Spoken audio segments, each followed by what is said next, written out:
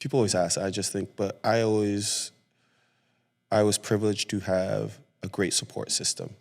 I say that's why I made it. You know, I think growing up, like you said, it's funny because we talk about how we didn't have FaceTime and all those things. That helped me survive in a foreign country not speaking the language. My parents taught me that. You know what I mean? So my parents didn't have a lot of money growing up too, so that probably helped a little bit too. But it doesn't mean just because they didn't that a person that has a lot of money can't have the same experiences. I think it's how they teach you, right? My parents always taught me that, yeah, life's not fair. That's what they always said. Life's not fair, you know, but you can make it fair. You know what I mean? If I was just as good as you playing, that wasn't good enough. I had to be twice as good. But it wasn't, like, I think nowadays if you say that, they take it hard. I took it as motivation. I'm still doing well. I could get better. So that's where the confidence came in. I was always driven to be twice as good as the next person. Yeah. Right? And I was happy with that. So I knew I was giving my all.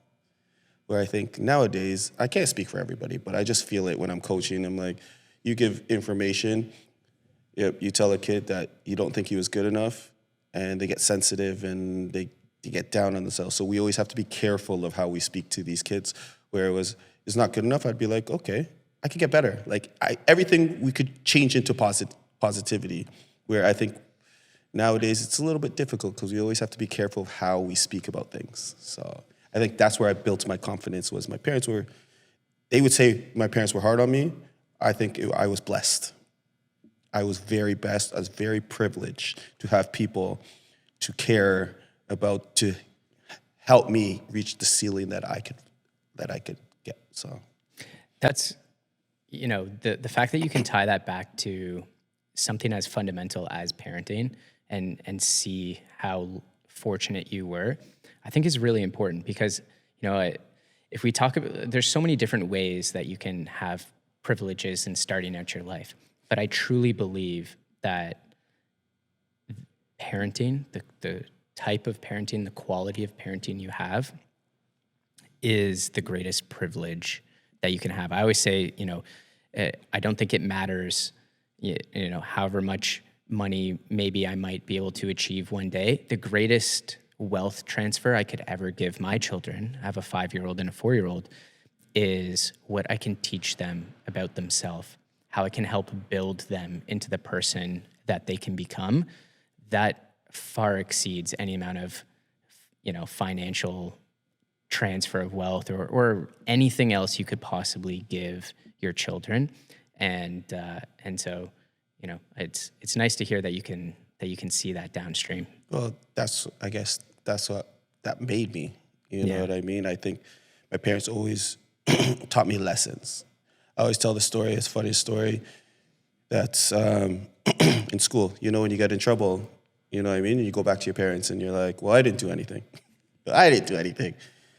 And my dad would be like, no, you did. And I'd be like, no, I literally did nothing. I was just walking and the person punched me, for example. You come home, everybody would be like, you got in trouble. Like I got in trouble or whatever. The teacher would say, oh, you did something. And I'd be like, no, I did nothing. Like the kid just kicked me or the kid just punched me. And my parents always used to say, like, no, you must have done something. And I wouldn't get it at first. You know what I mean? But I did nothing. But in your head as a kid, you always think that every time you've done nothing, it's always something wrong. What my mom always used to say, no, even if you looked at him a weird way, you did something for that person to react. So I'm not saying you did something wrong. I'm just saying you have to always be aware of what you've done for that person to get a reaction, because someone doesn't just do something for no reason. Right. And that's always just stuck to me.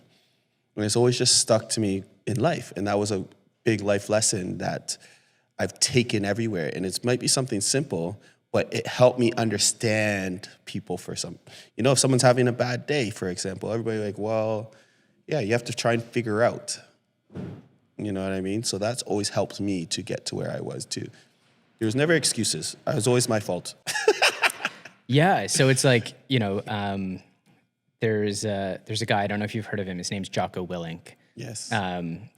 former Navy SEAL. He wrote a book, Extreme Ownership. And that's exactly what that is. So like your parents instinctively taught you that fundamental lesson at clearly a very young age that you need to take responsibility for your contribution in anything that happens. Yes. And I think you're right. Like that's something that's missing, which is crazy because there's so much literature today about these ideas, the philosophies behind them and why they're, fundamentally important. And yet it seems like in some ways that we sort of, we're taking less ownership as a society in our actions. And you're right. In a scenario, you're not in the wrong, but you have to focus on the things that you can control. There you go. And you can only control, or you can only look at the things that maybe you might have contributed to that. So next time, maybe you can prevent it. But if you never look this way, if you never look in that mirror, then how are you ever going to find ways to improve, not just for yourself, but every room that you walk into? And then the world's happening to you rather than you get to happen to the world. So what you basically said, that's my life in a nutshell. Amazing. So, okay. So if we go from there, one of the things that obviously I was very interested in, because full disclosure, I'm a Manchester United fan through and through. It's good to talk about it now, man. I would have said like 4 weeks ago, you don't tell anybody. Yeah. It's a very, very good time to be able to do that. So,